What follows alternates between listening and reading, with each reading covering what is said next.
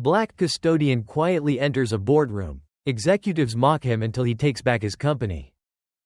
At exactly 10:17 a.m. on a Tuesday, Samuel Hayes set down his broom and stepped into the executive boardroom of Horizon Enterprises without warning. The all-white leadership team burst into laughter as they spotted the 68-year-old Black Custodian in their private space.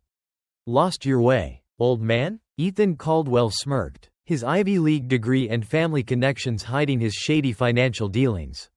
"Not at all," Samuel replied calmly, sliding a folder across the polished table. The laughter stopped as they saw undeniable proof that this man, ignored and belittled for years, was the majority shareholder. While they saw only a cleaner, Samuel had been watching, noting, and waiting for this moment. His engineering degree from a small college had been unused, but his ownership documents were pristine. Now, with 400 workers facing layoffs, Samuel Hayes was ready to take back his company from those who never saw the man behind the broom. The halls of Horizon Enterprises shone brightly under the overhead lights as Samuel pushed his cleaning cart through the quiet corridors at 5:30 a.m. His strong hands, rough from years of work, held the cart with ease. At 68, he moved a bit slower but still with care. The building wouldn't stir for another 2 hours. But Samuel liked the early hours. They gave him time to think, to watch, to recall. He stopped outside the executive offices, pulling out a set of keys. A shiny nameplate on one door read, "Ethan Caldwell, CEO." Samuel gave a small smile as he unlocked the door and stepped inside. The office was spotless, with big windows showing off the city skyline of Oak Ridge. Samuel emptied the trash can, careful not to mess up the neat papers on the oak desk. As he worked, his eyes caught a framed photo on the wall, a younger Ethan standing next to his father, James Caldwell. Both grinned proudly at the opening of Horizon's first office. What the photo didn't show was the third person who'd been there that day. Just out of sight, Samuel dusted the frame gently, his reflection faint on the glass. He remembered that day clearly, the day James had made big promises. The day before everything changed. Footsteps broke his thoughts. Samuel grabbed his supplies and headed out, nearly bumping into Karen Mitchell, the HR manager, who was there unusually early. "Oh," Karen gasped, then relaxed when she saw him. "It's just you, Samuel." "Morning, Miss Mitchell," Samuel said kindly but with pride. "Sorry if I startled you." Karen barely nodded, already focused on her phone. "Since you're here, the executive restroom needs cleaning. Someone said the mirrors had streaks yesterday." She frowned slightly, and used the right cleaner this time. "It smelled odd last week." Samuel nodded, holding back a reply. "Yes, ma'am." Karen kept talking as she walked to her office. "Oh, and Samuel, the storage room on the 4th floor smells like you've been eating there. People have noticed. Find another spot, please." Her door shut, leaving Samuel alone in the hall. His face stayed calm, but his eyes tightened. That storage room was his only private place to eat lunch, away from the busy cafeteria. Once, he'd tried eating there, but Ethan himself had joked about keeping the help separate from the talent. Samuel pushed his cart to the executive restroom. 20 minutes later, he was wiping down the last mirror when two young managers walked in, chatting. "I'm telling you, Greg, the boss is slipping," one said. "Last quarter was awful, and now he's talking about cutting 15% of the staff. Lower-level folks, I bet," Greg replied, fixing his tie in the mirror Samuel had just cleaned. Not noticing him. "Can't cut the big shots." The first man laughed, finally spotting Samuel. He lowered his voice a bit. "Speaking of, how old's this guy? Shouldn't there be a limit on sweeping floors?" Greg chuckled, glancing at Samuel's reflection. "Maybe he can't retire. Or he just loves the smell of soap and our messes." He raised his voice. "Right, old man?" Samuel kept his eyes down, folding his cleaning cloth. "Restroom's clean, gentlemen," he said softly, gathering his things. "Thank goodness for that," the first man muttered. "At least they know how to listen." As Samuel headed out, Greg stepped slightly in his way, making Samuel move around him. "Hey, someone spilled juice in the meeting room. Be a good guy and clean it up, okay?" The tone was sharp, the guy dripping with disrespect, though Samuel was old enough to be his grandfather. "Yes, sir," Samuel said evenly. though something tightened inside him. All morning, similar moments happened. A woman manager held her nose as Samuel passed, whispering loudly about that smell. Two supervisors stopped talking when he came to vacuum, eyeing him like he might take something. An intern almost tipped over his cart, then snapped, "Watch where you put that," before rushing off. Each jab was small but added to a lifetime of slights Samuel had faced. By noon, Samuel slipped into the fourth-floor storage room Karen had mentioned. He pulled a small stool from behind the shelves and sat, his knees creaking. From a worn lunch bag, he took a sandwich and a thermos of tea. As he ate in the dim light, surrounded by cleaning supplies, his mind wandered back. He'd been young, just 30, working as a cleaner for a tiny company James Caldwell had started. James was different from Ethan. He knew Samuel's name, asked about his life, treated him like a person. One night, when the company was nearly broke, Samuel had been working late. James was alone in his office, stressed, surrounded by bills. Samuel brought him tea, and they talked. Samuel mentioned his savings, dreaming of his own small shop one day. "You know, Samuel," James had said, his face brightening, "I'd rather have one true friend than a dozen rich investors." The memory faded as the storage door opened. Light pouring in, Ethan Caldwell stood there, his fancy suit out of place in the plain room. "So this is where you hide," Ethan said, wrinkling his nose. "Didn't Karen tell you about this?" "We've had complaints." Samuel stood, tucking away his lunch. "Sorry, Mr. Caldwell. Just finishing." Ethan's eyes scanned the stool. "The bag. Is this your home now?" "That'd break a few rules." "No, sir," Samuel said, feeling a sting despite himself. "Just my lunch break."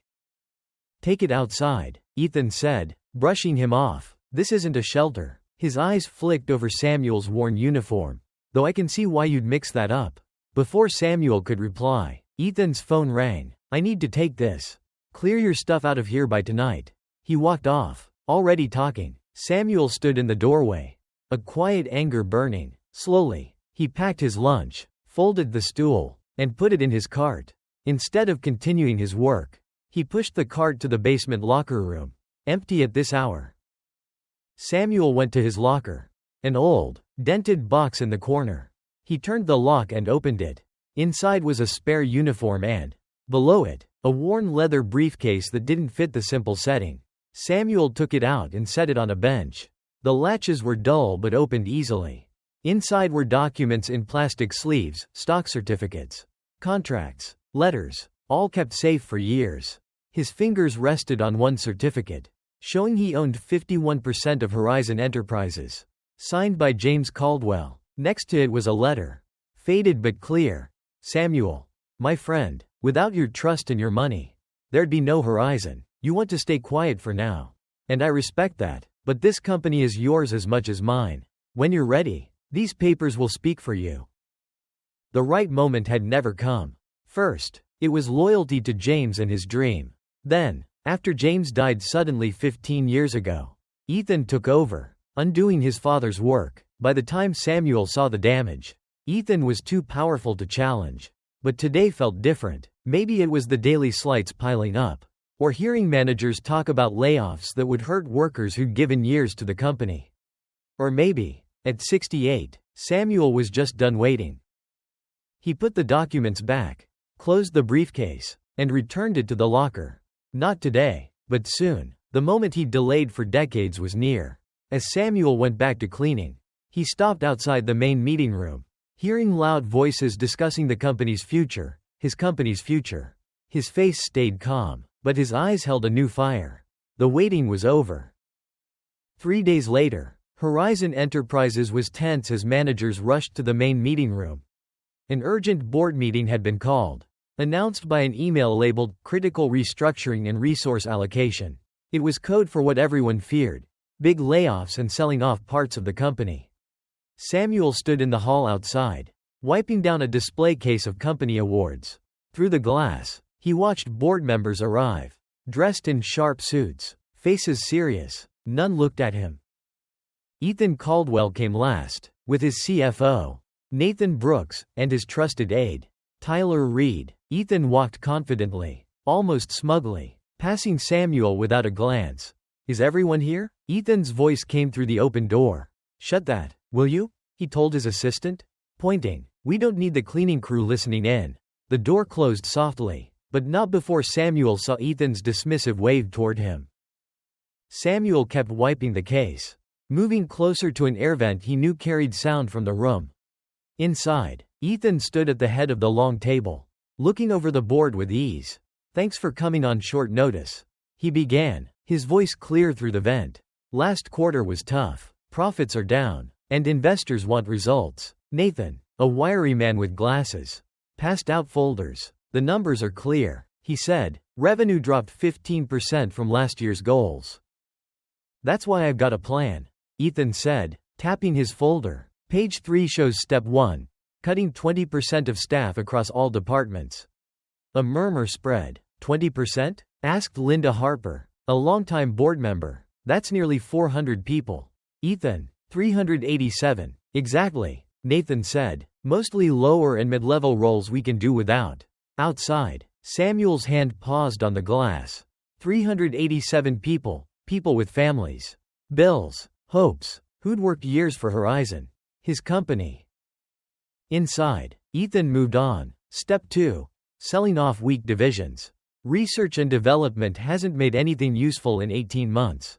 We'll keep a small team for show, but it's basically done. But R&D was your father's heart, Linda said. James saw it as Horizon's soul. Ethan laughed coldly. My father also overpaid the help because he liked them. Feelings don't pay investors. Linda. Laughter spread, and Tyler leaned in. We've also found some odd accounting tricks to fix. Nathan's helping me sort it. Nathan squirmed. Yes, well, some creative bookkeeping happened. Not illegal, he added quickly, but not fully open to investors. The point, Ethan cut in, is we act now. Layoffs start next week. Then we sell assets. I've got PR ready to handle the fallout. From the vent, Samuel heard it all. His hands stopped moving. This wasn't just cost-cutting, it was tearing apart everything James had built. Everything Samuel had helped create. The meeting went on, with board members raising worries only for Ethan to brush them off. They talked details, who'd manage layoffs, how to handle severance, which divisions to sell. We can cut cleaning staff by half, Ethan said. Hire an outside crew. It's cheaper. No benefits to worry about. Speaking of, Nathan added, there's that old custodian, Hayes. He's past retirement but still gets full benefits. That's money we could save. Dad's old pet project, Ethan scoffed. I've wanted him gone for years. It's done. More laughter came, and Tyler said, maybe keep him. He sees everything. Could be useful. That old guy? Another voice said. He probably doesn't get half of what he hears. Just glad to have a job. The words stung, sharp and familiar. Outside, Samuel felt the weight of being unseen, unheard, invisible. A young worker, Mia Chen from accounting, approached with files. She slowed, seeing Samuel by the case. They've been in there a while, she said, nodding at the door. Rumor is big cuts are coming. Samuel nodded, his face calm but his mind set. The time was now. Back in the boardroom, Ethan was wrapping up when Samuel opened the door and stepped inside. The room went quiet, all eyes on the custodian in his worn uniform. What's this? Ethan snapped. You don't belong here. Samuel didn't flinch. I belong more than you know. He placed his folder on the table and opened it, revealing the share certificate and James's letter. I own 51% of Horizon Enterprises. Have for years. The room froze. Ethan laughed nervously. This is a joke. But Nathan, scanning the papers, paled. It's real. Signed by your father. Samuel stood tall. I helped build this company with James. You've run it into the ground. Planning to hurt good people. That stops today. Linda's eyes widened. You're the silent partner James mentioned? Samuel nodded. I waited too long. No more. Ethan stammered, but the board's mood shifted. Linda spoke up. If this is true, Samuel has control. Samuel looked at Ethan. No layoffs. No sales. We rebuild. Fair and right. The room buzzed as Samuel turned to leave. His broom still in the hall. He'd been invisible too long. Now, they'd see him.